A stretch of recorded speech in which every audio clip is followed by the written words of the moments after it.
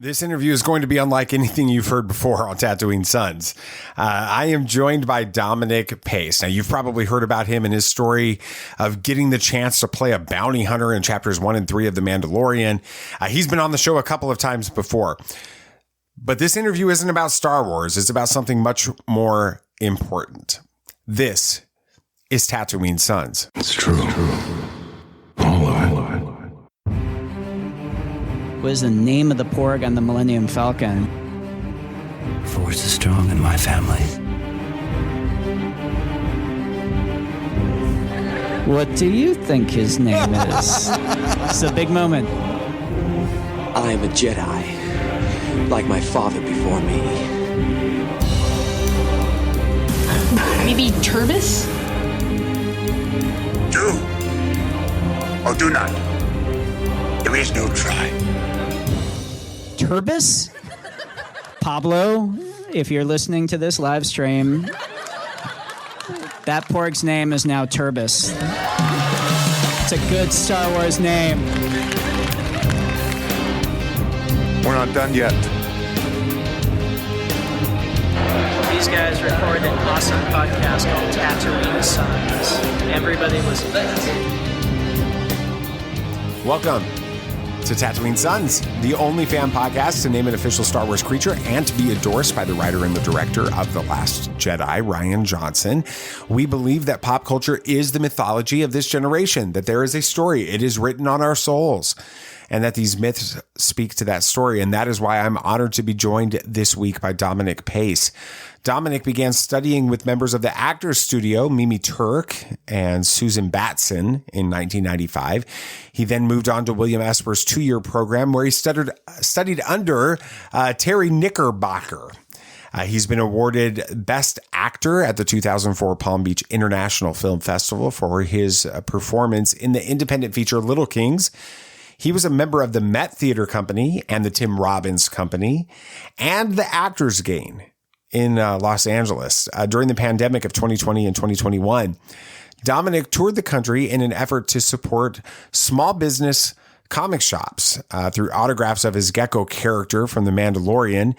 He helped to raise over $35,000 for the stores, along with $10,000 for charity. The mayors of Houston, Texas, and Sioux City, Iowa, named a day after him in recognition for his contribution to the local economy. The mayor of Cleveland, Tennessee, awarded Pace with the key to the city.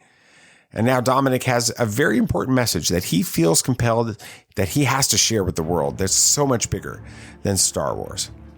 But Dominic's dream was born, and his message was born out of his passion for seeing the character that he played in The Mandalorian become officially recognized. I asked him to describe the moment when he learned that this dream had finally come true.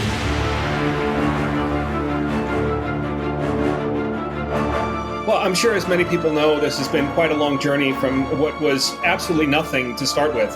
I have been a veteran character actor. I've been very proud of my career. But this is something that really ultimately started as an uncredited character. And technically it still is. And ironically, I'm very proud of that. And I'll get to that later.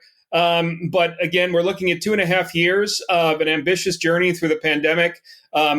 Very, very passionate in terms of trying to educate and to teach my sons, who are 16 and 13, the importance of self-motivation. So it meant a tremendous amount to end on a high note. There were definitely times of being discouraged. This is the biggest franchise in the world. And I didn't have that much support on some of the corporate level.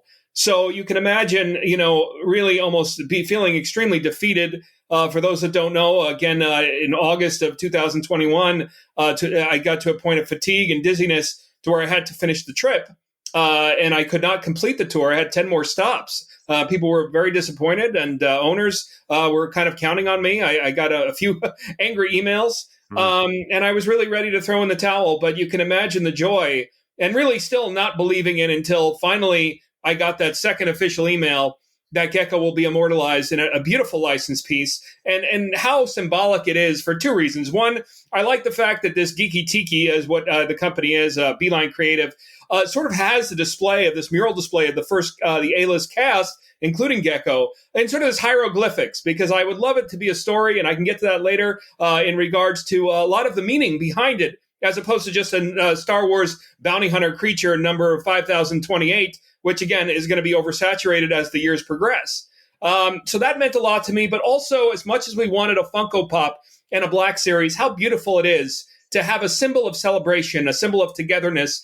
Something I wanted to implement to my sons is not only, as opposed to asking what the country owes you, I mean, not to paraphrase Kennedy, but what you can do for the country. Instead of playing victim, instead of complaining about how I come from an Italian-American heritage, on how life has been very difficult. I've struggled for 25 years with all different odd jobs, but we don't complain because we understand that everyone's working hard for their dreams. Everyone's working together. How can I help others in our country to achieve their dreams and at the same time build yourself up? I believe it's a perfect formula, how we coexist. And how it's a patriotic thing as well, in terms of being proud to be an American and to contribute not only culturally, but also at the same time to add to the people that have worked very hard, small businesses especially. I felt that there was a parallel in regards to Gekko and small businesses, in that you need to get it done yourself. You're not the big cheese. You're not the big corporation.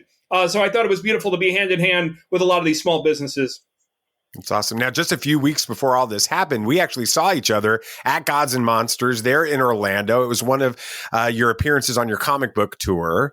And when we met, obviously you're always upbeat and positive when you're at these things, but I could kind of tell that you were getting a little bit discouraged. You were really tired. You were starting to get worn down physically. And then just a couple of days after that, this exhaustion forced you to cancel the rest of the tour, like you just talked about a minute ago. Was there ever a moment throughout this entire almost 2-year journey where you thought about maybe giving up the idea that Gekko would ever become officially recognized or like it has at this point? Absolutely. For some who don't know, I took a very ambitious risk with the second tour. I didn't want to let it go after the first year. I was disappointed that, and it wasn't Marvel's fault, it wasn't Lucasfilm's fault, but Marvel had a passion for wanting to get the character in the first official comic and to build on his story. And that's what I was very passionate about as a Star Wars fan and also as a performer, where that could lead in canon. They weren't able to do that. They wanted to sort of put a kibosh on any Mandalorian characters, even small ones like myself, for Marvel, because they had other plans. But I had no idea what plans they had. We're still in a pandemic, so I need to figure out how to continue to promote this character, support my family, and at the same time try and sort of walk the line. I took a very ambitious risk in creating a fan fiction comic where I was under the understanding if you just sell your autograph, you're okay. I got a call from Lucasfilm, and they were actually very, very generous. They said, look, we appreciate everything you're doing. Obviously, do us a favor. Marvel owns the rights to all of our stories. Give the comic away. So I was very appreciative that they allowed me to do the tour, but it was sort of crickets. It's almost like, dating, going on a date where it's sort of, you get a text back saying, yeah, I had a good time too, ... and there's nothing else. And so you're just kind of left in limbo. So 5 days prior to seeing you, about 6-7 days prior to seeing you in New Jersey, I called Lucasfilm and I said, look, is this resonating at all? I said, because ultimately I'm enjoying the summer and obviously having a great experience in many ways. But at the same time, I feel like I've sort of exhausted my welcome. And it was sort of the same neutral, sort of lukewarm response. And at that point, again, what happens? How do you represent, how do you teach your kids in terms of how to overcome adversity and how to be proud, even though you may be the only person on stage dancing in life? How do you do that? I feel my concern with some of the education system right now is a lot of safe spaces, a lot of, let's work on your mental health. So as much as I was feeling very defeated, at the same time, I thought that I had a message to deliver, regardless of whether I became canon and sort of official license piece or not. But sometimes in life, you have to go out on your own and you have to have that tough skin. If you do not have a mental disability in one way or another, we need to raise our children, both men and women, to the ideology that, listen, you may not have everything handed out to you. You may not come from privilege, regardless of race, regardless of culture. Italians, Irish had it very, very difficult as well. Puerto Rican, Spanish, Jewish, Asian, you can go on and on, African Americans. But What do we do to figure it out? What do we do when no one is in our corner rooting for us, but yet we do have some resources with a fan base. We do have some resources with small business. How do I utilize that with no name at all? A beautiful movie there with Jordan Belfort there was Wolf of Wall Street. And the last line at the end, Leonardo DiCaprio goes over to one of the guys in the seminar and he says, sell me this pen. And that's what we need to teach our kids.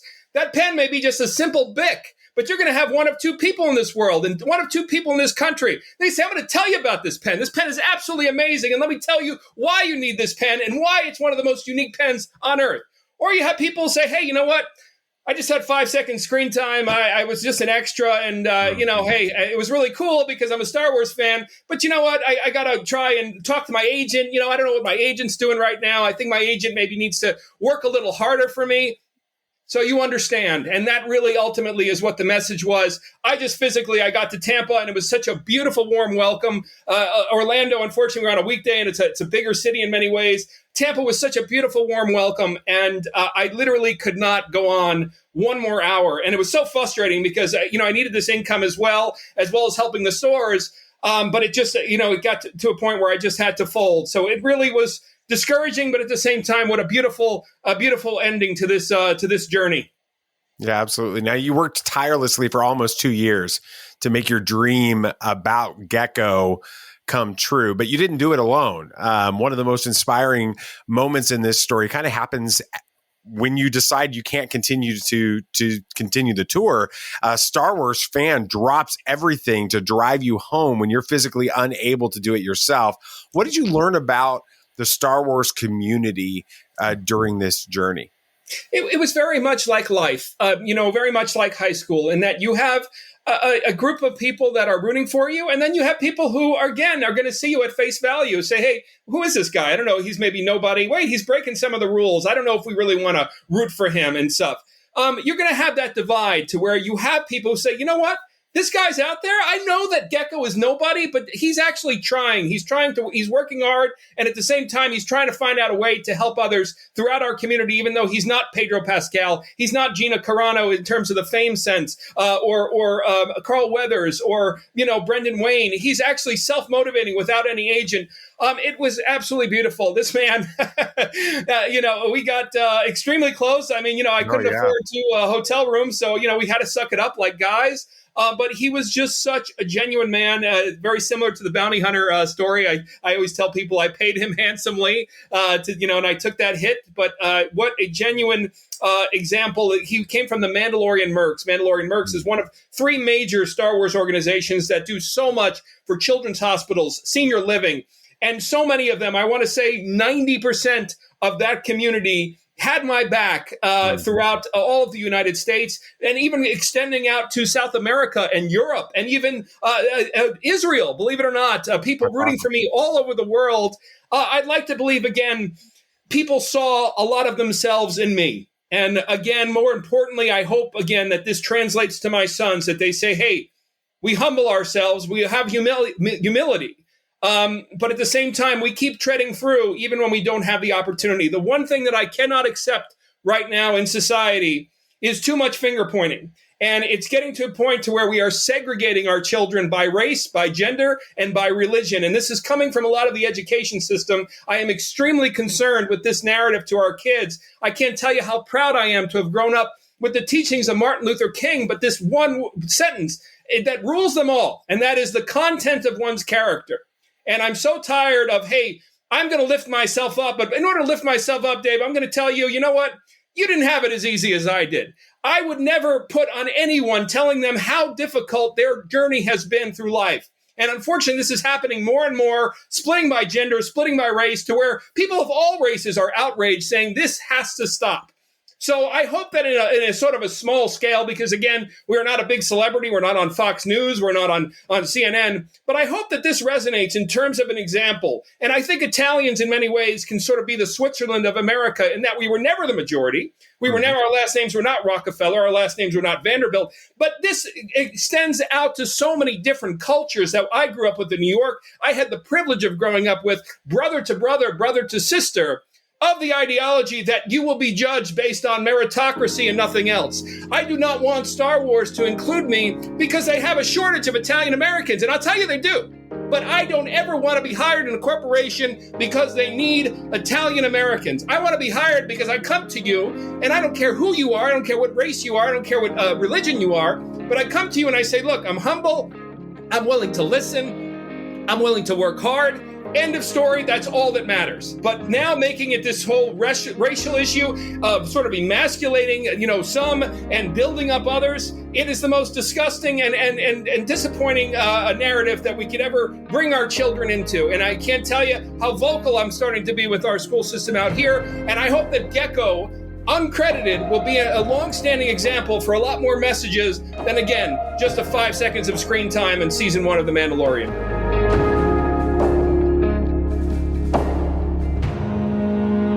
Star Wars fans can get a bad rap at times, and a lot of the time they actually deserve it. But it's not the faceless Twitter trolls who really matter. They are very loud, but they are very small in number. There are millions of us who are inspired by Star Wars to make a difference in our little corner of the galaxy. Some of us have podcasts. Some wear Mandalorian costumes and visit sick kids in hospitals. Others are actors living out their dream and helping charities and small businesses all along the way. When we work to lift each other up rather than tear each other down, amazing things can happen. I want to take a minute to encourage you to check out our sponsor, cufflinks.com. If you're not familiar with cufflinks.com, all you need to know is that they have over 3,000 items, including cufflinks and ties and tie bars and socks from all of the fandoms that you love, like Star Wars and Star Trek and Marvel and DC and Lord of the Rings and so much more. We love cufflinks.com. They are a family-owned and run company run by two brothers who geek out about Star Wars as much as you and I do. If you want to help the show out and you want to look great doing it, head on over to cufflinks.com, take a look at everything that they have to offer, and be sure to use the code Tatooine15 at checkout. Then you will receive 15% off of your entire order. As I continued my conversation with Dominic, I was struck by his refusal to play the victim of a system that seemed stacked against him. I asked him why this is so important to him.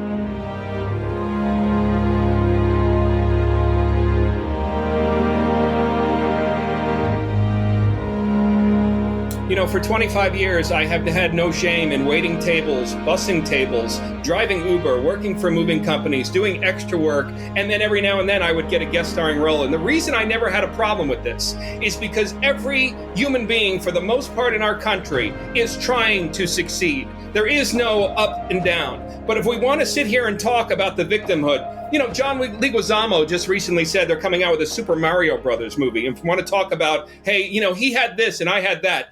He says there needs to be more minorities in Super Mario Brothers. I got to tell you, there's only one Italian American in that. I don't have a problem with that. I grew up on Richard Donner. I grew up on Steven Spielberg. I grew up on John Hughes. I can probably count on one hand in terms of how many Italians were represented. But here's the irony to it. I don't care. And the reason I don't care is, again, I believe that producers, directors should have the right to hire whoever they choose. Al Pacino, they wanted to cast Jack Nicholson, Ryan O'Neal, Robert Redford, Sylvester Stallone. They wanted to cast Ryan O'Neal, Robert Redford, Chaz Palminteri, who was literally down to his last penny for The Bronx Tale. They just wanted to buy his script and hire a bigger name who might not have been Italian. The point is understanding that when we leave this earth, you and I may die sooner than later, sadly enough.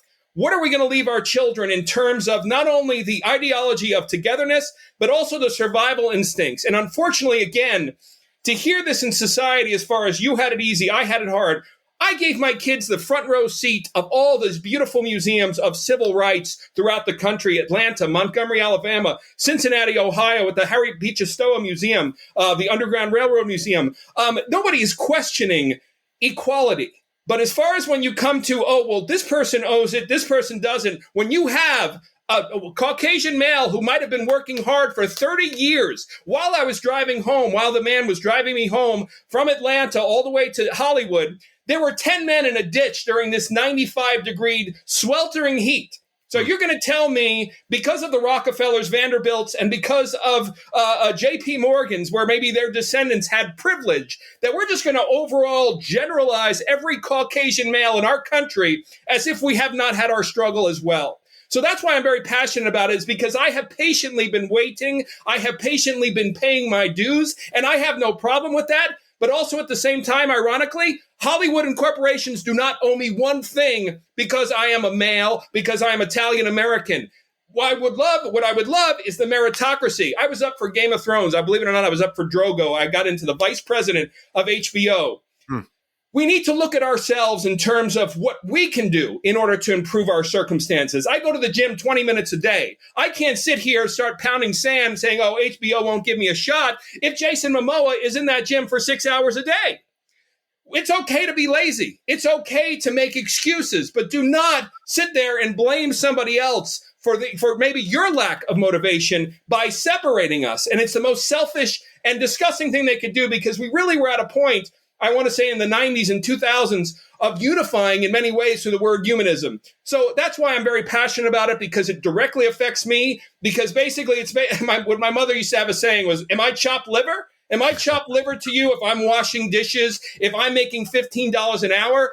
But how dare you tell my kids who has privilege and who doesn't? Because more often than not, I got to tell you, it usually is success is given to those who work really hard in this country, regardless of race, regardless of gender. And say you take Asian Americans who have a 4.0 GPA, they do not deserve to be held back. Not even me, but I will fight for them that they don't deserve to be held back for school scholarships, because they need to level the playing field.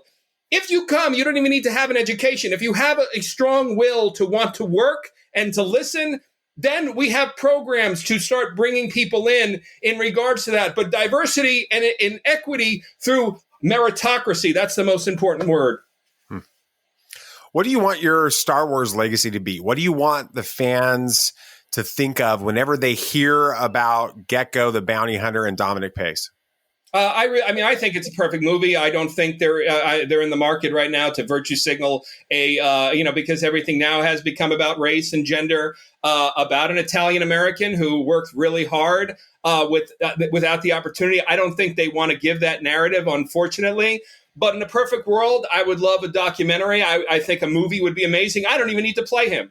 But ultimately, to send that message to these kids that, look, we have the safe spaces for people who have a mental disability. But for the rest of us, we need to have that 1980s style of coaching, just like my football coach. If you're not on first team, get off the field. That's it. And work harder. Try harder. That's what I would love Gekko to represent, not a Wikipedia extending him through canon, as much as I would love it as a Star Wars fan. More importantly, I feel that this has taken on a bigger meaning, and that's what's going on in our country right now, and that is creating an opportunity when there is absolutely nothing. There were 25 bounty hunters, each one different race, ethnicity, etc.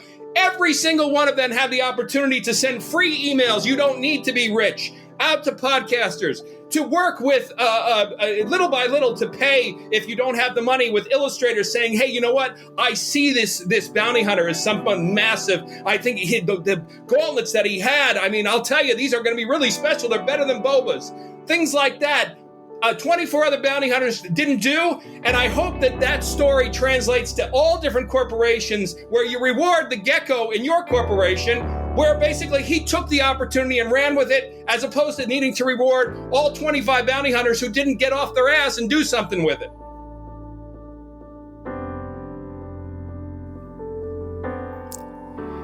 Dominic's story is truly one of someone who hasn't let his circumstances determine his destiny. He's fought for every job he's ever gotten in Hollywood, and he's a genuine inspiration to anyone who has a dream and is willing to sacrifice to achieve it. And I'm convinced that Dominic's story is only just beginning. Thanks for listening to Tatooine Sons of Pop Culture Podcast. If you enjoyed my interview with Dominic, please take a moment to rate and review the show on your podcast app of choice. Make sure you hit that follow or subscribe button on your app so you get every episode the moment it drops. Next episode is going to release on Tuesday. It's going to include everything that you need to know about the Batman movie before it releases in theaters on March 4th. And make sure you follow the show so you don't miss an episode. While you're at it, follow Tatooine Sons on Facebook and Twitter and share this episode with someone else. That is how you help the show in the greatest way possible. And that's going to pretty much do it for today. There's only one thing left to say. May the Force be with you always. This party's over. I like that Wookiee. Don't get technical with me. Join, please.